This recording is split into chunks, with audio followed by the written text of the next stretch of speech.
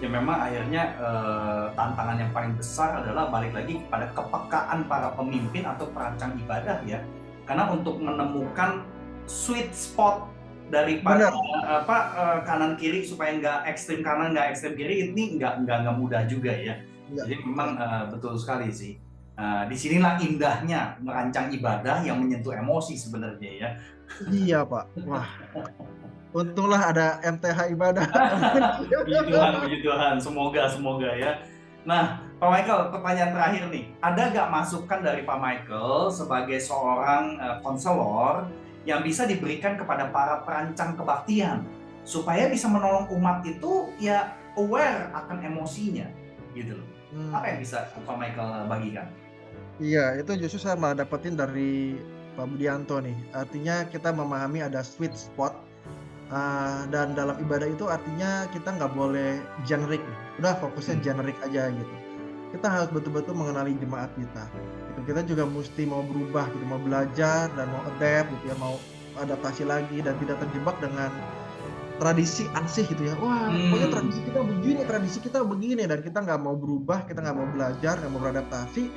Padahal kita tahu manusia memiliki keunikan, apalagi dalam kondisi zaman sekarang gitu ya. Kita udah ngelihat berbagai generasi-generasi dari generasi X sampai generasi Z, generasi Alpha, Hmm. dengan cara mereka ngebangun, dirinya, emosinya dengan cara yang begitu beragam.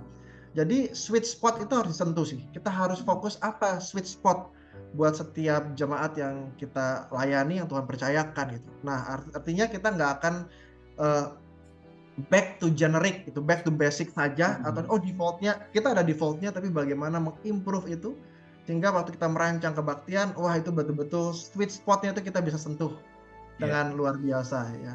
Ya artinya ya dalam, khotbah kita pasti akan memikirkan, seperti orang main catur gitu, pada saat ngomong seperti ini, apa yang akan terjadi ya? Kira-kira, apa lawan bicara kita itu ataupun jemaat yang duduk akan merasa seperti apa ya, kita bisa membayangkan. Pada saat kita memilih lagu gitu, lagu ini akan memberikan dampak apa ya gitu ya. Kita punya punya hipotesa dulu dan kita akan uji di dalam ibadah gitu ya. Pada saat memilih kata-kata, ayat firman yang kita ambil, kita nggak akan ambil ayat yang generik. Oh, ayat buat pembukaan ibadah adalah ini, ayat buat, persembahan adalah ini, tapi bagaimana itu menyentuh hati manusia dan mereka di-drive untuk semakin mencintai Tuhan sih. Wah, itu pasti beautiful banget sih Pak ibadahnya dan jadi berkat sih.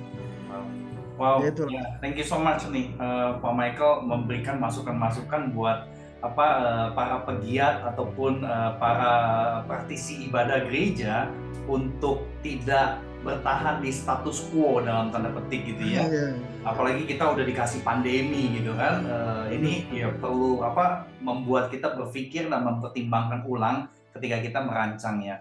Nah, yang terakhir yang Pak Michael katakan itu tadi mesti bisa ngebayangin, waktu pilih ayat ini, kalau bacanya begini, kira-kira efeknya ke jemaat apa gitu ya. Mmm, Nah itu menurut saya tuh menarik tuh, ya perlu bisa imagine gitu kan.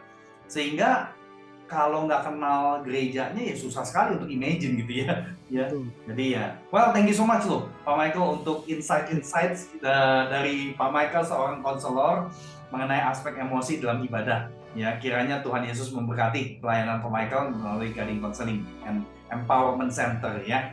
Tuhan Thank memberkati. you so much Pak Budianto. Thank you.